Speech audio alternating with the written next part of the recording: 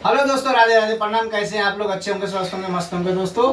तो दोस्तों हम जो है से काफ़ी दिन के बाद जो है आज भजन बनाने के लिए आ गया हूँ, इसलिए कि नहीं बना पाया कि हम लोग जो है से गाँव चले गए थे शादी में। अपने भतीजी का शादी था तो मैं शादी में चले गया था, और शादी के वीडियो भी बहुत सारे डाले हुए हैं। आप लोग जो है हमारे शादी के वीडियो को बहुत ही सपोर्ट किए हैं, और इसी तरह जो है से दोस्तों हमारे भक्ति चैनल और भजन को भी आप लोग जो है से ज़्यादा से ज़्यादा सपोर्ट करिए, और लाइक करिए, कमेंट करिए, शेयर कीजिए। और दोस्तों हमारे हमारे गांव घर के जो हमारे दोस्त हैं और भाई बंधु हैं जो हमारे चैनल को देखते हैं, वो तो कमेंट करिए और ज़्यादा से ज़्यादा हमको सपोर्ट करके आगे से आगे बढ़ाइए। दोस्तों आप लोगों से निवेदन है, तो दोस्तों प्रेम से बोलिए जयकारा शेरा वाली दा बोल सच्चे दरबार की जय हो।